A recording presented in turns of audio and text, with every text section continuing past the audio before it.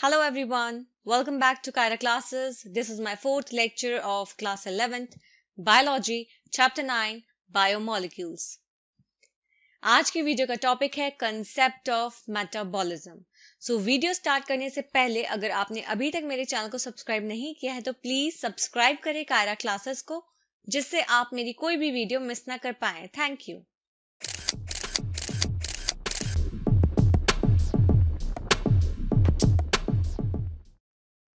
तो स्टार्ट करते हैं आज की वीडियो.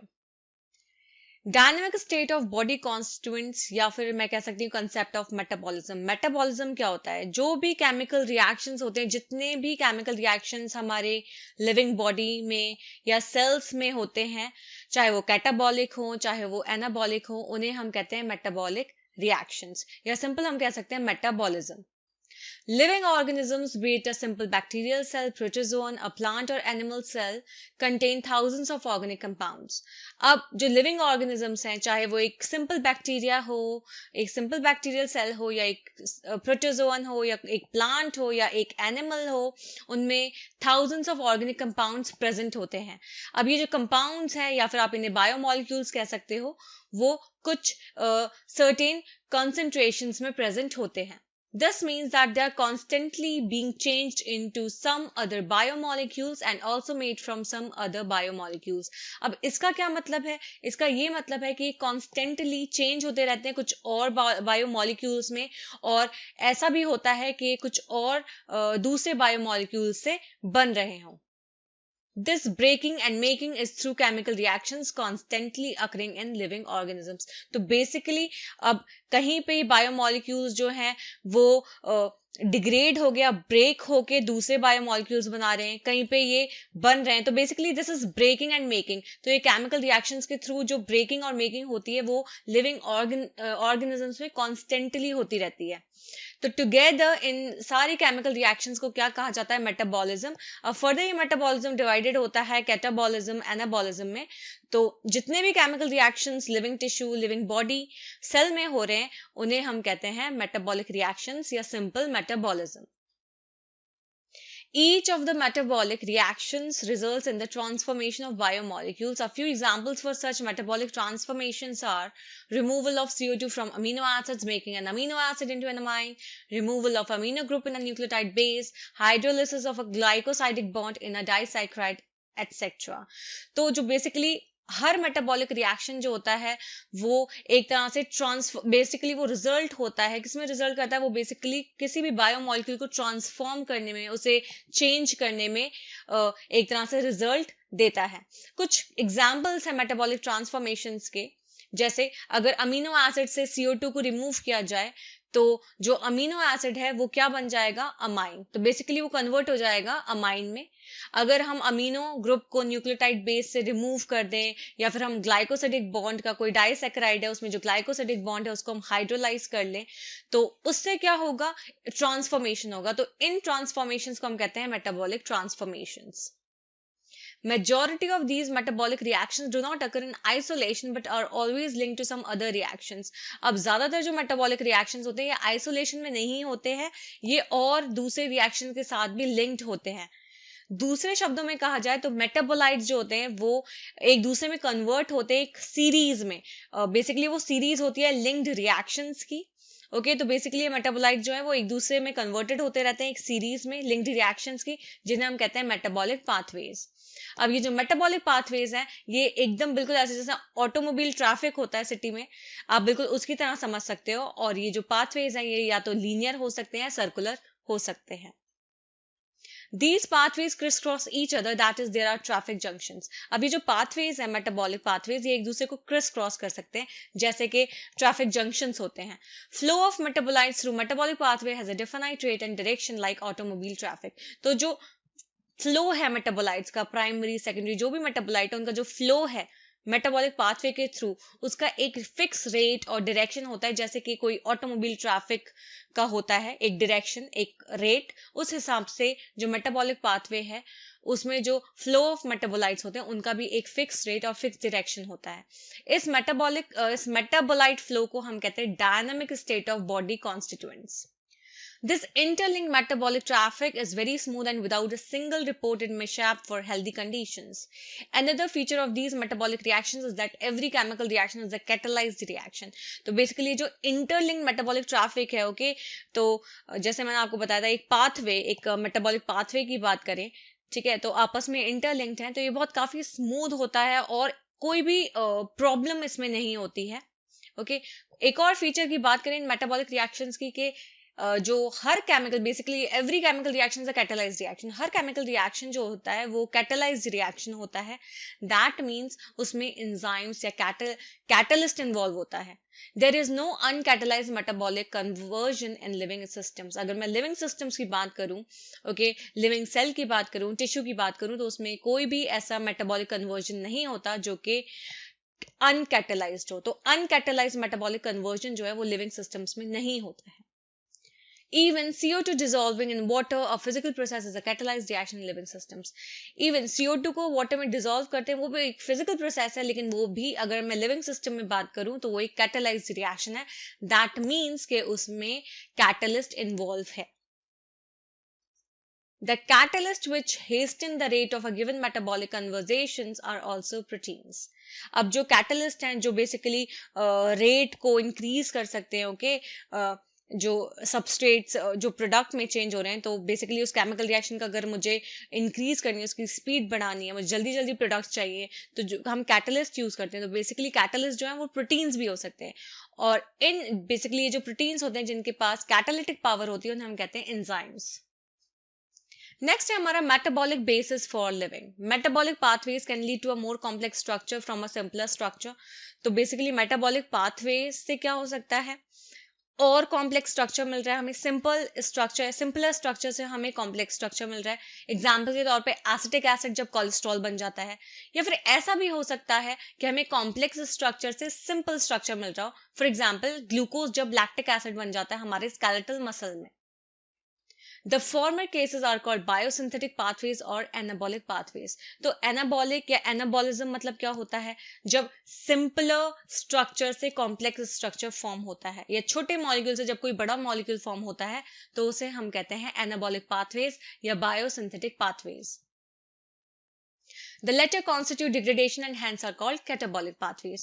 तो जो दूसरा मैंने आपको बताया था कि कॉम्प्लेक्स स्ट्रक्चर से सिंपलर स्ट्रक्चर आ रहा है, तो वो बेसिकली एग्जांपल है कैटाबॉलिक पाथवेज में. कैटाबॉलिक पाथवेज का इसमें क्या होता है, कैटाबॉलिज्म कह सकते हो आप इसे. इसमें क्या होता है, एक बड़ा मॉलिक्यूल जो है वो टूटता है और छोटे छोटे मॉलिक्यूल्स फॉर्म करता है. Anabolic pathways expected consume energy. तो एनाबॉलिक पाथवेज जो है वो उसे होने के लिए वो बेसिकली एनर्जी कंज्यूम करता है. Assembly of a protein from amino acids requires energy input. तो मतलब प्रोटीन की जो असेंबली है, अमीनो एसिड से जो प्रोटीन फॉर्म हो रहा है, बेसिकली जो असेंबली है अमीनो एसिड्स की, उन्हें काफी एनर्जी चाहिए होती है. दूसरी तरफ देखा जाए तो कैटाबॉलिक पाथवेज जो है उसमें क्या होता है, एनर्जी रिलीज होती है. ओके तो एनाबॉलिक पाथवेज में क्या हो रहा था, एनर्जी कंज्यूम हो रही थी, जबकि कैटाबॉलिक पाथवेज में एनर्जी रिलीज होती है. एग्जाम्पल के तौर पे जब ग्लूकोज डिग्रेड होता है लैक्टिक एसिड में हमारे स्केलेटल मसल में, तब एनर्जी जो है वो काफी लिबरेट होती है या रिलीज होती है. This metabolic pathway from glucose to lactic acid, which occurs in 10 metabolic steps, is called glycolysis. अब ये जो metabolic pathway जिसमें ग्लूकोज जो है lactic acid में चेंज हो रहा है, उसमें बेसिकली वो एक कह सकते हो आप, एक साइकिल कह सकते हो उसे आप, ठीक है, एक metabolic pathway भी कह सकते हो आप उसे. तो उसमें 10 स्टेप्स इन्वॉल्व हैं, जिसमें ग्लूकोज जो है वो किसमें चेंज हो रहा है, लैक्टिक एसिड में. अब इसको हम बेसिकली इस मेटाबॉलिक पाथवे को हम कहते हैं ग्लाइकोलाइसिस. ग्लाइकोलाइसिस मतलब ग्लूकोज का टूटना. Living organisms have learned to trap this energy liberated during degradation and store it in the form of chemical bonds. Living organisms क्या करते हैं, इस एनर्जी को जो डिग्रेडेशन के दौरान जो एनर्जी रिलीज हो रही है वो उसको ट्रैप करते हैं और एक तरह से केमिकल बॉन्ड्स के फॉर्म में स्टोर करते हैं. As and when needed, this bond energy is utilized for biosynthetic, osmotic and mechanical work that we perform. और जब भी हमें इस एनर्जी की जरूरत पड़ती है तो ये जो बॉन्ड एनर्जी है ये बायोसिंथेटिक, ऑस्मोटिक और मैकेनिकल वर्क जो हम परफॉर्म करते हैं उसमें यूटिलाइज होती है. The most important form of energy currency in living systems is the bond energy in a chemical called adenosine triphosphate. एक सबसे important form of energy currency जो हमारी लिविंग सिस्टम्स में होती है, जो बॉन्ड एनर्जी है केमिकल में, वो है बेसिकली वो बॉन्ड एनर्जी है केमिकल में जिसका नाम है अडेनोसिन ट्राइफॉस्फेट, शॉर्ट फॉर्म में एटीपी कहते हैं इसे. नेक्स्ट है हमारा topic the living state. Tens and thousands of chemical compounds in a living organism, otherwise called metabolites or biomolecules. तो मैंने आपको बताया था जितने भी केमिकल कंपाउंड्स हमारे लिविंग ऑर्गेनिजम्स में, टेंस से थाउजेंड्स, ओके, इन्हें हम मेटाबोलाइट्स कहते हैं या बायोमोलिक्यूल्स कहते हैं. लेकिन ये स्पेसिफिकली बहुत एक डिफाइंड कंसंट्रेशन में प्रेजेंट होते हैं. एग्जाम्पल के तौर पे ब्लड का जो कंसंट्रेशन होता है, मतलब बेसिकली जो ब्लड कंसंट्रेशन होता है ग्लूकोज का एक नॉर्मल हेल्दी इंडिविजुअल में, वो होता है 4.5 से 5.0 mm. जबकि हार्मोन्स की हम बात करें तो वो नैनोग्राम्स पर मिलीलीटर में प्रेजेंट होते हैं. The most important fact of biological systems is that all living organisms exist in a steady state characterized by concentrations of each of these biomolecules. सबसे important fact जो biological systems का ये है कि सारे के सारे living organisms जो हैं वो एक steady state में exist करते हैं, जो कि कौन characterize करता है, जो basically ये जो biomolecules present है उनकी जो concentrations हैं वो characterize करते हैं. ये जो बायोमोलिक्यूल्स होते हैं ये बेसिकली मेटाबॉलिक फ्लक्स में होते हैं.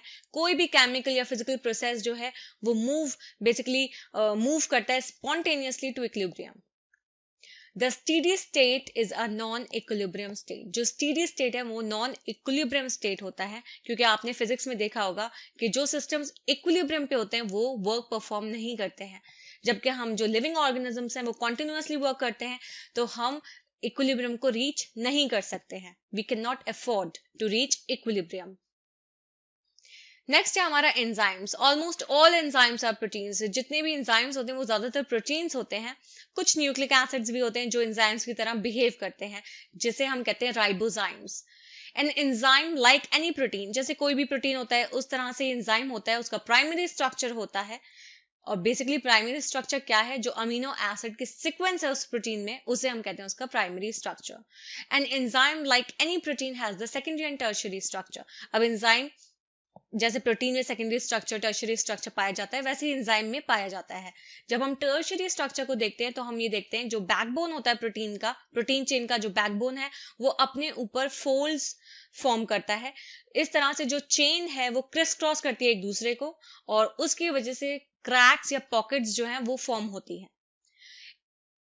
एक ऐसी पॉकेट को हम कहते हैं एक्टिव साइट, और जो एक्टिव साइट होता है एंजाइम का वो बेसिकली क्रेविस या पॉकेट, एक क्रैक या पॉकेट समझ लो जिसमें एक सबस्ट्रेट जो है वो फिट होगा. Thus, enzymes through their active site catalyze reactions at a high rate. तो जो enzymes हैं अपनी active site के थ्रू जो reactions, जो chemical reactions हैं उनको high rate पे catalyze करते हैं. Enzyme catalysts differ from inorganic catalysts in many ways, but one major difference needs mention. Inorganic catalysts work efficiently at high temperatures and high pressures. जो inorganic catalyst होते हैं वो high temperature पे और high pressure पे efficiently work करते हैं, बहुत अच्छे से काम करते हैं, जबकि कुछ एंजाइम्स जो हैं वो डैमेज हो जाते हैं हाई टेम्परेचर्स पे. मतलब 40 डिग्री सेल्सियस से अगर ज्यादा बढ़ा दिया जाए टेम्परेचर तो कुछ एंजाइम्स जो हैं वो टूट जाएंगे, डिग्रेड हो जाएंगे. However, enzymes isolated from organisms who normally live under extremely high temperatures, example, hot vents and sulfur springs.